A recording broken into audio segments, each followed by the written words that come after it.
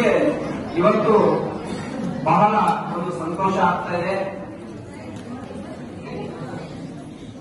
ಆಧುನಿಕ ವಿಜ್ಞಾನ ನಮ್ಮ ಡಾಕ್ಟರ್ ಮಹೇಶ್ ಅಣ್ಣವರೆಲ್ಲ ಇದ್ದಾರೆ, ನಮ್ಮ ಇಂಜಿನಿಯರ್ ಅಣ್ಣರಿದ್ದಾರೆ, ಆರ್ಸಿಟಿ ಪಾಟೀಲ್ ಅವರು ನಾವೆಲ್ಲ ಜೊತೆ ಬೆಳೆದಿದ್ದೀವಿ. ನಮ್ಮ ಶ್ರೀಕಾಂತ್ ಸ್ವಾಮಿ ಅವರಿದ್ದಾರೆ. ಇವರೆಲ್ಲ ವಿಜ್ಞಾನವನ್ನ ತಿಳ್ಕೊಂಡಿರ್ತಕ್ಕಂಥವ್ರು. ಇವತ್ತು ಆಧುನಿಕ ವಿಜ್ಞಾನ ಏನ್ ಹೇಳುತ್ತೆ ಅಂದ್ರೆ, ಮುಂಚೆ ಈಗ ಕೇವಲ ಮನುಷ್ಯನ ಬುದ್ಧಿವಂತಿಕೆಯನ್ನು ಹೆಂಗೆ ಅಳತೆ ಮಾಡ್ತಾರೆ ಅಂತಂದ್ರೆ ಇಂಟೆಲಿಜೆಂಟ್ ಕೋಶನ್ ಅಂತ ಕರೀತಾರೆ. ಇಂಟೆಲಿಜೆಂಟ್ ಕೋಶನ್ ಯಾವ ಕಾರಣಕ್ಕಿರುತ್ತೋ ಐಕ್ಯೂ ಅಂತ ಇರ್ತಾವೆ. ನಾವೆಲ್ಲ ಬುಕ್ ಎಲ್ಲ ಗೊತ್ತಿದ್ದು ಬಹಳ, ನಾವು ಕಾಂಪಿಟೇಟಿವ್ ಎಕ್ಸಾಮ್ ಓದುವಾಗ ಕಾಲೇಜ್ ಓದುವಾಗೆಲ್ಲ ಐಕ್ಯೂ ಅಂತ ಕರಿತೀವಿ. ಇಂಟೆಲಿಜೆಂಟ್ ಕೋಶನ್ ಅಂತ ಕರೀತಾರೆ. ಐಕ್ಯೂ ಅಂದ್ರೆ ಯಾವ ಸ್ವಲ್ಪ ಚಂದ ಮಾತಾಡ್ತಿದ್ರೆ, ಚಂದ ಚಟಪಟ ಮಕ್ಕಳಿದ್ರೆ, ಸ್ಕೂಲಲ್ಲೆಲ್ಲ ಚೆನ್ನಾಗಿ ಮುಂದೆ ಇರೋರಿದ್ರೆ ಅವರನ್ನ ನೋಡಿದ್ರೆ ಏನಂತಿದ್ರೆ ಇವ್ರು ಐಕ್ಯೂ ಬಹಳ ಚೆನ್ನಾಗಿದೆ ಅಂತ ಅಂತಿರ್ತೇವೆ.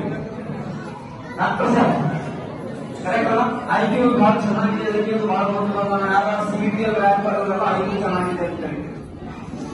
ಆದ್ರೆ ಇವತ್ತಿನ ಆಧುನಿಕ ವಿಜ್ಞಾನ ಇನ್ನೂ 2 ಕ್ಯೂಗಳನ್ನ ಗುರುತಿಸಿದೆ. ಅದು ಯಾವ ಕ್ಯೂಗಳಂದ್ರೆ ಇಕ್ಯೂ, ಐಕ್ಯೂ ಜೊತೆಗೆ ಇನ್ನೊಂದು ಗುರುತಿಸಿದೆ ಇಕ್ಯೂ. ಅದು ಇಕ್ಯೂ ಅಂದ್ರೆ ಏನು? ಎಮೋಷನಲ್ ಕೋಶಂಟ್ ಅಂತ. Emotional quotient. ಆಮೇಲೆ ಇನ್ನೊಂದು ಕ್ಯೂ ಗುರುತಿಸಿದೆ, ಅದು ಯಾವುದು ಅಂತಂದ್ರೆ ಎಸ್ ಕ್ಯೂ. ಎಲ್ಲರಿಗೂ ಬೇಕಾಗುತ್ತೆ, ಮಕ್ಕಳು ಓದೋರಿಗೆ ತಾಯಿ ತಂದೆ ತಿಳ್ಕೊಂಡು ಮಕ್ಕಳಿಗೆಲ್ಲ ಹೇಳಬೇಕು, ಬಹಳ important. S Q. S Q ಅಂತಂದ್ರೇನು ಹೇಳಿ? ಎಸ್ ಕ್ಯೂ ಅಲ್ಲಿ ಯಾರಿಗೆ ಅಂತಂದ್ರೆ ಸ್ಪಿರಿಚುವಲ್ ಕೋಶಂಟ್. ಎಸ್ ಕ್ಯೂ ಅಂತಂದ್ರೆ ಸ್ಪಿರಿಚುವಲ್ ಕೋಶಂಟ್. ಮುಂದುವರೆದು ಈ ವಿಜ್ಞಾನ ಏನ್ ಹೇಳುತ್ತೆ ಅಂದ್ರೆ, ಯಾರ ಹತ್ರ ಸ್ಪಿರಿಚುವಲ್ ಕೋಶಂಟ್ ಇರುತ್ತೋ ಅವರ ಹತ್ರ ಆಟೋಮ್ಯಾಟಿಕ್ ಆಗಿ ಇಂಟೆಲಿಜೆಂಟ್ ಕೋಶಂಟ್ ಮತ್ತು ಎಮೋಷನಲ್ ಕೋಶಂಟ್ ಇರುತ್ತೆ ಅಂತ ಹೇಳ್ತಾ ಇದ್ರು. ಈಗ ಯಾರ ಸ್ಪಿರಿಚುವಲ್ ಕೋಶಂಟ್ ಇರೋದು ಅವರ ಹತ್ರ ಕೇವಲ ಎಮೋಷನಲ್ ಕೋಶಂಟ್ ಇದೆ, ಅದು ಪ್ರಯೋಜನ ಇದೆ. ಅನೇಕ ರಾಜಕಾರಣಿಗಳೆಲ್ಲ ನಾವು ನೋಡ್ತಿರ್ತೇವೆ, ಏನಾದ್ರು ಭಾಷಣ ಮಾಡುವಾಗ ಅಲ್ಲಿ ಇಲ್ಲಿ ಅವ್ರಿಗೆ ಅಪಾರವಾದ ಸಂಬಂಧ ಏನು ಬರ್ತಾ ಇರಲ್ಲ, ಆದ್ರೂ ಕಣ್ಣ ನೀರಾಗ್ತಿರ್ತಾರೆ, ಎಮೋಷನಲ್ ಆಗ್ತಾರೆ. ಎಮೋಷನಲ್ ಕೋಶಂಟ್ ಅದು ಪ್ರಯೋಜನ ಇಲ್ಲ ಅದರಿಂದ. ಇನ್ನು ಇಂಟೆಲಿಜೆಂಟ್ ಕೋಶಂಟ್ ಬಹಳ ಇರುತ್ತೆ ಕೆಲವರ ಹತ್ರ, ಆದ್ರೆ ಅದು ಅಷ್ಟು ಸಮರ್ಥವಾಗಿ ಅವರು ಉಪಯೋಗಿಸಿಕೊಂಡಿರಲ್ಲ, ಕೆಲವರು ವಿನಾಶಕ್ಕೆ ಯೂಸ್ ಮಾಡ್ತಾರೆ. ಆದ್ರೆ ಯಾರ ಹತ್ರ ಸ್ಪಿರಿಚುವಲ್ ಕೋಶಂಟ್ ಇರುತ್ತೋ ಅವರು ಈ ಮೂರನ್ನು ಸಮರ್ಥವಾಗಿ ನಿಭಾಯಿಸಬಲ್ಲರು ಅಂತ ಹೇಳುತ್ತೆ. ಹಾಗಾಗಿ ನಮ್ಮ ಗುರು ಬಸವಣ್ಣನವರಲ್ಲಿ ಇಂಥ ಎಸ್ ಕ್ಯೂ ಅಪಾರವಾಗಿತ್ತು. ಗುರು ಬಸವಣ್ಣನವರಲ್ಲಿ ಸ್ಪಿರಿಚುವಲ್ ಕೋಶಂಟ್ ಅಪಾರವಾಗಿರೋದ್ರಿಂದ ಅವರಲ್ಲಿ ಇಂಟೆಲಿಜೆಂಟ್ ಕೋಶಂಟ್ ಇತ್ತು.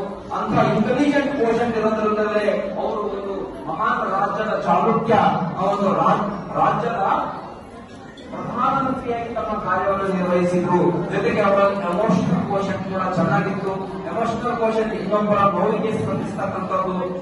ಯಾರಾದ್ರೂ ತಮ್ಮಿಂದ ತಮ್ಮ ಒಂದು ಇದರಿಂದ ಮುನಿಸ್ಕೊಂಡು ಹೋದ್ರೆ ಅವರನ್ನ ಆ ನೋವು ತಮ್ಮ ಹೃದಯಕ್ಕೆ ತಕ್ಕೊಂಡು ಅವರನ್ನ ಅಪಾರವಾದ ಪ್ರೀತಿ ಮಮತೆಯಿಂದ ಹೋಗಿ ಕರ್ಕೊಂಡು ಬರ್ತಕ್ಕಂಥ ಎಮೋಷನಲ್ ಭಾವನೆ ಅವರಲ್ಲಿ ಹೋಗಿ ಹೇಳ್ತಾ ಇದ್ದಾರೆ. ಆದರೆ ಹಾಗೆ ನನ್ನ ಜೀವನದಲ್ಲಿ ನನಗೆ ಒಂದು ಸ್ಪಿರಿಚುವಲ್ ಕೋಶಂಟ್ ಅನ್ನು ಒದಗಿಸಿರ್ತಕ್ಕಂತಹ ಸ್ಪಿರಿಚುವಲ್ ಕೋಶಂಟ್ ಅನ್ನು ಒದಗಿಸಿ ಆ ಮೂಲಕ ನನಗೆ ಐಕ್ಯೂ ಇಕ್ಯೂ ಎಲ್ಲವನ್ನು ಕೊಟ್ಟಿರತಕ್ಕಂಥದ್ದು ಯಾವುದು ಅಂತಂದ್ರೆ ಇದೇ ಬಸವ ಮಂಟಪ.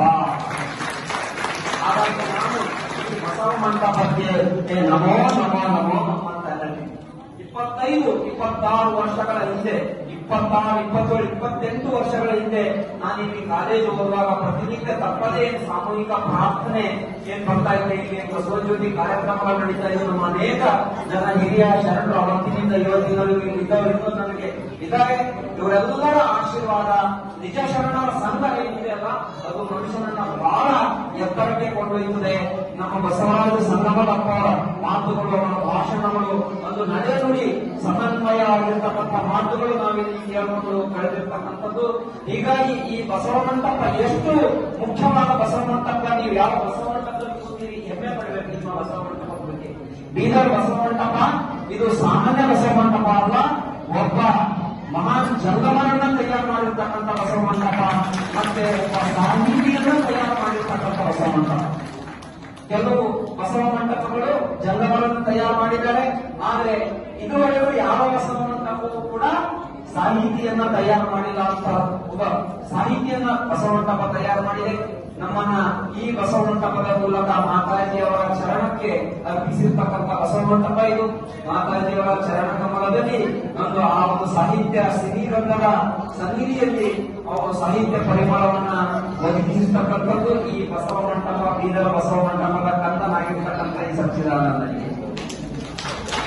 ಅದಕ್ಕಾಗಿ ಅವರಂತ ಪೂಜ್ಯ ಮಾತಾಜಿಯವರನ್ನ ನಾನು ಮತ್ತೆ ಮೊದಲೊಮ್ಮೆ ನಾನು ಇಲ್ಲಿ ಇಷ್ಟಪಡ್ತಾ ಇದ್ದೇನೆ. ಅದಕ್ಕಾಗಿ ತಾವೆಲ್ಲರೂ ಕೂಡ ಒಂದು ಸ್ಪಿರಿಚುವಲ್ ಕೋಶನ್, ಆಧ್ಯಾತ್ಮಿಕ ಕೋಶನ್ ಅನ್ನ ಬೆಳೆಸ್ಕೋಬೇಕು. ಇದು ಮನುಷ್ಯನ ಜೀವನದಲ್ಲಿ ಏನೂ ಇಲ್ಲ ಅಂತಂದ್ರೂ ಕೂಡ ಅವನಿಗೆ ಒಂದು ಬದುಕುವ ಶಕ್ತಿ, ಬದುಕುವ ಉತ್ಸಾಹವನ್ನ ತುಂಬುವುದೇ ಸ್ಪಿರಿಚುವಲ್ ಕೋಶನ್.